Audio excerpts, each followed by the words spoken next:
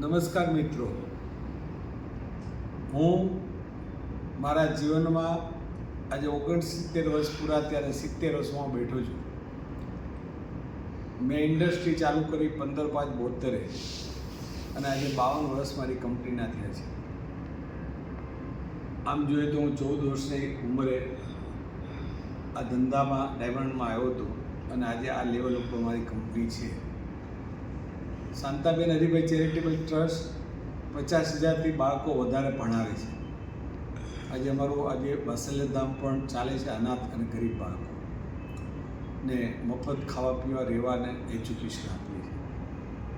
અમરેલી સંકુલ છે જ્યાં 10,000 ખાલી દીકરીઓ છે અને 17 ફેકલ્ટી કોલેજની KG to PG સુધીની સંસ્થા ચલાવીએ છીએ. વિદ્યાસભા છે, એમાં પણ 8,000 બાળકો ભણે છે. ઘણી કોલેજો છે અંદર અને મેડિકલ કોલેજ પણ છે. પણ મારા જીવનમાં ઘણા લોકોને મળ્યો, ઘણા પેરેન્ટ્સો પણ મારી સાથે વાતચીત કરતા હોય, બેઠા હોય. પેપર વાંચીએ ત્યારે પણ યંગ બાળકો એવા ખોટા ક્રાઇમને રસ્તે ગયા હોય અને ખોટા કાર્ય કરી અને શોર્ટકટમાં જે કંઈ પૈસા કમાવા માટેનું જે કાર્ય કરી રહ્યા છે એનું એક સલાહ અને સૂચન, સલાહ તો ન આપી શકું, હું મારા જીવનનો એક વિચાર આપી શકું. કારણ કે હર મા બાપ પોતાના બાળકને કેપેબલ બનાવવા માટે ઈચ્છતો હોય.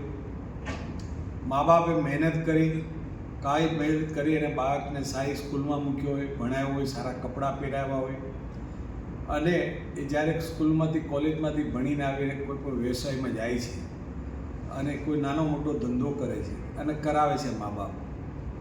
પણ મા બાપને પણ થોડુંક વિચારવું જોઈએ કે જે બાળકને ભગવાને જે એને જન્મ દીધો છે, બાળક એની કેપેબિલિટી શું છે, એનું વિઝન શું છે, એના વિચાર શું છે. ઘણી વખત મા બાપ બાળક ડૉક્ટર બનવા ના ઈચ્છતો હોય પણ મા બાપ પરાણીને પ્રેશર આપે અને સાયન્સ લેવડાવે અને ડૉક્ટર બનાવવાની કોશિશ કરે અથવા અને અધવચ્ચે એ ફેલ થાય.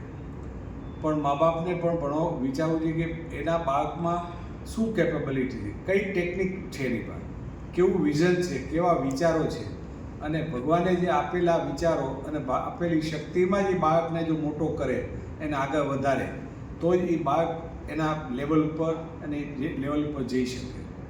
અને ગયા પછી પણ મા બાપને પણ થોડું ધ્યાન આપવું જોઈએ. ઇન્ડસ્ટ્રીમાં ગયો હોય કે નાનું મોટું સેલ્સમેનમાં ગયો હોય, નાનો મોટો ધંધો કરતો હોય યા તો વેપાર કરતો હોય, એ બાળકના ફ્રેન્ડ કેવા છે, શું કાર્ય કરે છે, કેવી રીતે કાર્ય કરે છે અને કયા એંગલ ઉપર કામ કરે છે, એ થોડી જો નજર રાખે 2-3 વર્ષ 4 વર્ષ, તો એ બાળક કોઈથી બગડતું નથી. પણ આજે પેરેન્ટ્સ પાસે ટાઈમ ન હોય. પેરેન્ટ્સને પણ એવું ક્યારેક બની જાય મારો છોકરો તો આજે સારી કોલેજમાં ભણીને આવ્યો છે અને એ કેપેબલ છે, કારણ કે સૂટ ને કોટને પહેરતો હોય, કપડાં સારા પહેરતો હોય, સારા મોબાઈલ રાખતો હોય અને આવું બધું રાખતો હોય, ગાડી હોય, ગાડીમાં સારી રીતે ઇંગ્લિશ બોલતો હોય, એટલે મા બાપ પણ એને આકર્ષણમાં આવી જાય છે. પણ મા બાપ ધ્યાન નથી રાખતા કે એ બાળક શું કરી રહ્યો છે, એ ક્યાં ખોટે રસ્તે જઈ રહ્યો છે, ક્યાં શોર્ટ ટાઈમમાં પૈસા કમાવાની કોશિશ કરી રહ્યો છે. અને એક શોર્ટ ટાઈમમાં પૈસા કોશિશ કરતો હોય કમાવાની, એ ક્યાંય ને ક્યાંય લોંગ ટાઈમે લોસ જ કરવાનો હોય અને લોંગ ટાઈમે ખોટા એરિયામાં જ જવાનો હોય. અને ત્યાર પછી મા બાપને ખબર પડે, મા બાપની મિલકતો વેચાઈ જાય, યા તો જેલમાં જાય, યા તો ખોટું ષડયંત્રમાં આવે, તે મા બાપ પણ રોતા હોય અને મા બાપને પણ દુઃખ થતું હોય. અને પછી હાથમાંથી કોઈ પણ વસ્તુ પણ હોય, કાચની ગ્લાસ હોય અથવા તો વાટકો હોય કે કંઈ પણ હેઠે પડે તૂટી જાય, તૂટી ગયા પછી એને સાધી નથી શકતા, એ ચોક્કસ છે. એટલે આજે યુવાનો જે રીતે કામ કરી રહ્યા છે અને જે રીતે ખોટે રસ્તે જઈ રહ્યા છે, આજે પેપર વાંચીએ તો 10 નામ હોય, એમાં 5-7 તો આપણા જ નામ હોય, પટેલોના. અને એ તો તમે જુઓ તો એવા ભણેલા ગણેલા છોકરા 22, 23, 24, 25 વર્ષના છોકરા ડ્રગ્સમાં લાગી જાય, ખોટા કાર્યમાં લાગી જાય, ખોટા કામમાં લાગી જાય. આ જોઈ અને આ સાંભળી અને બહુ દુઃખ થાય છે અને બહુ એમ થાય છે કે આ વસ્તુ થોડીક પેરેન્ટ્સની પણ ભૂલ હોય છે. કોઈ પણ બાળક બગડે એમાં પેરેન્ટ્સ એમ કે અમને ખબર નથી, અગર તો મારો ફોલ્ટ નથી, એને હું માનવા માટે રેડી નથી. પણ 10%, 15%, 20% મા બાપનો ફોલ્ટ હોય છે અને બાળકો પણ આવા શોર્ટકામ રસ્તો કરે છે. અને એને હું અપીલ કરું છું, મહેનત કરો, હાર્ડવર્ક કરો અને હાર્ડવર્ક કરી મહેનત કરો અને સારું કાર્ય કરો તો કુદરત તમને આપે છે અને આપે છે. મારા જીવનનો આ 55 વર્ષનું જે ભાતું છે, 50માં મેં કાર્ય કર્યું અને જે કામ કર્યું, અમે પણ ક્યારેક ફેલ થયા છીએ, ક્યારેક તકલીફો આવી છે, ક્યારેક અમને કોઈ પણ કામને સામનો પણ કરવો પડ્યો છે, પણ અમારી પાસે દૃઢ નિર્ણય હતો, મહેનત કરવાની શક્તિ હતી અને એક વિઝન લઈને આગળ વધતા હતા. એટલે અમને અમારી કંપનીને આજે આ લેવલ ઉપર અમે છીએ.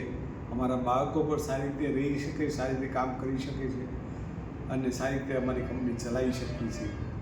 એટલે હું પેરેન્ટ્સને પણ કહેવા માગું છું અને બાળકોને કહેવા માગું છું કે ભગવાને જે તમને શક્તિ આપી હોય એ શક્તિ તમને 100% મને આપી એમ તમને પણ આપી છે.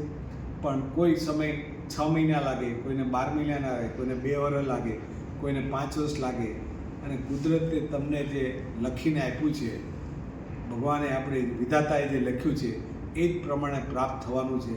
કોઈના નસીબમાં લક્ષ્મી હોય, કોઈના નસીબમાં કામ હોય, કામ કરવાનું હોય, હાર્ડવર્ક કરવાનું હોય તો એ આપણે કરવું જ પડે અને કરીને જ આગળ વધવું જોઈએ. શોર્ટ રસ્તામાં ખોટે રસ્તે જઈ અને ખોટો રસ્તો ઓલવેઝ એ ખાડામાં જ જવાનો હોય, એમાં નુકસાન જ હોય, એમાં લોસ જ હોય, કોઈ દી એમાં બેનિફિટ ન હોય એવું મારું માનવું છે અને હું માનું છું. અસ્તુ. જય હિન્દ, જય ભારત.